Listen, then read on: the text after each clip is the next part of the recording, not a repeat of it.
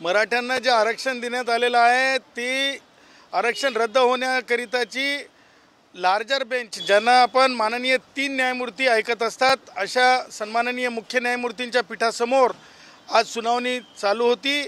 त्या सुनावणीमध्ये जे आहे प्रामुख्यानं आमची मागणी होती की राज्य मागास आयोग जो आहे त्या राज्य मागास आयोगाच्या कार्यप्रणालीवर आमचा आक्षेप आहे। त्या राज्य मागास आयोगानं चुकीच्या पद्धतीने मराठ्यांना मागास ठरवलेला आहे, तो आमचा आक्षेप आहे।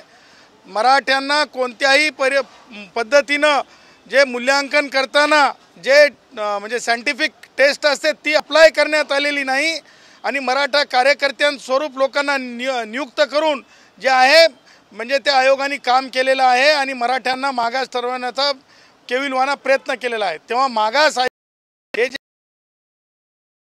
आणि त्यांना नोटीस होऊन त्यांचं म्हणणं समोर आणणं आवश्यक आहे या सगळ्या बाबींकरिता। त्यावर 2 दिवस सुनावणी झाली आणि आज माननीय न्यायालयाने स्पष्टपणे आदेश दिले की राज्याचं महाराष्ट्राचं जे राज्य मागास आयोग आहे त्या आयोगाने आपलं म्हणणं सादर करायचं आहे। नोटीस बजावलेली आहे राज्य मागास आयोगाला आमच्या याचिकेवर। त्याचबरोबर 10 तारखेला पुन्हा सुनावणी ठेवण्यात आलेली आहे आणि दुसरा मुद्दा जो आहे की निवृत्त न्यायमूर्ती दिलीप भोसले, निवृत्त न्यायमूर्ती संदीप शिंदे, निवृत्त न्यायमूर्ती शुक्रे आणि जाधव यांच्या बाबतीमध्ये आज माननीय न्यायालयाने सांगितलं आहे, लिबर्टी ग्रँट केलेली आहे की स्वतंत्रपणे यांची निवड अवैध आहे असं जे आमचं म्हणणं आहे त्यावर स्वतंत्रपणे त्यांच्या अपॉइंटमेंटला चॅलेंज करावं, ही सुद्धा स्पष्ट लिबर्टी देण्यात आलेली आहे। त्याचबरोबर आज महत्त्वाची गोष्ट म्हणजे मराठ्यांना 3 पद्धतीने आरक्षण दिलं चाललंय। 1 इकॉनॉमिक विकर सेक्शन म्हणून, 2 ओबीसी म्हणून आणि 3 विद्यमान सरकारने 10% दिले।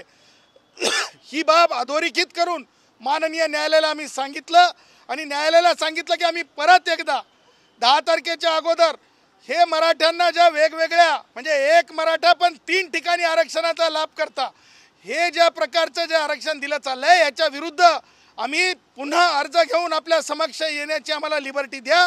माननीय न्यायालयाने सांगितलेलं आहे की आपण अर्ज घेऊन आपल्या न्यायालयास येण्यासाठी काही हरकत नाही।